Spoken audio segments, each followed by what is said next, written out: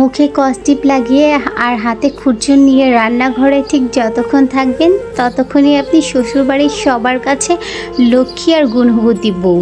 যখনই আপনি সত্যিটা জবাব দিতে যাবেন তখন আপনি বেয়াদব, আর যখন আপনি একটু অসুস্থতায় রুমে শুয়ে থাকবেন তখন আপনি কামচোর। এমন জানি হাজারো খেতাব আছে যেগুলো শ্বশুরবাড়ি থেকে মেয়েদেরকে দেওয়া হয়। আচ্ছা, এই মেয়েগুলোই যখন বাবার বাড়ি ছিল একটা কাজও করেনি, তখনও কিন্তু তাদের এত খুঁত ধরা হয়নি।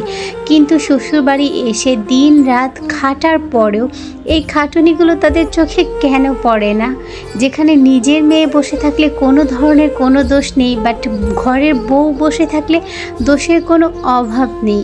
এই বিষয়গুলো কবে এই সমাজ থেকে বিতাড়িত হবে আমার জানা নেই।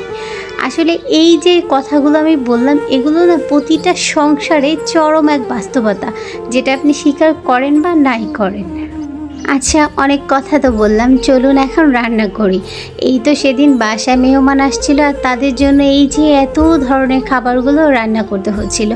তবে একটা কথা কি জানেন, যেখানে আপনার রিজিক আছে সেখানে আপনি যাবেনই, তবে আপনার রিজিকে না থাকলে আপনি এই যে সামনে থেকে সব কিছু প্রস্তুত করেও একটা জিনিস আপনি মুখে তুলতে পারবেন না।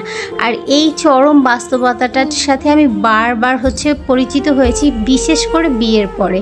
আপনি সব কিছু করার পরও সেই খাবারটা আপনি মুখে তুলতেই পারবেন না যদি আপনার রিজিকে না থাকে।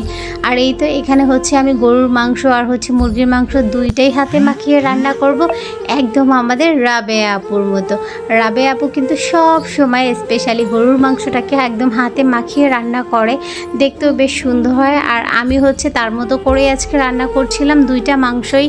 আর এখানে কিন্তু শুধু মাংসই ছিল না, সাথে ছিল রাজকীয় বেগুন ভাজা, ডিমের কোরমা ছিল, সাথে একটা ভাজিও ছিল যেটা আমি আগেই করে নিয়েছি।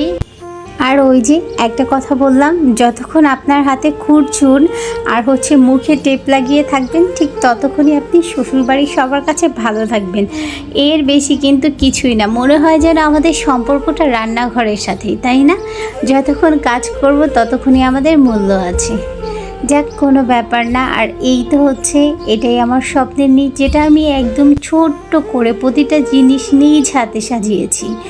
এমন একটা সংসার সবাই চায় যেখানে কারো দখলদারি চলবে না, কারো হুকুম চলবে না, নিজ ইচ্ছা মতো কিছু রান্না করে খেলে কাউকে কৈফিয়ত দিতে হবে না এটা তুমি কেন খেলে। এমন একটা স্বপ্নের সংসার তো সবাই আশা করে, তাই না? কজন মেয়েই বা পায় সেই স্বপ্নের সংসার। তবুও সব কিছুর জন্য আলহামদুলিল্লাহ। আর আমার রান্নাবান্না কিন্তু সব কিছু কমপ্লিট। আর এখন সবাইকে টেবিলে সার্ভ করে দিচ্ছিলাম, কারণ গেস্টরা এখন চলে যাবে, রাত অনেক বেশি হয়ে গিয়েছে। সো সবাই ভালো থাকবেন, আল্লাহ হাফেজ।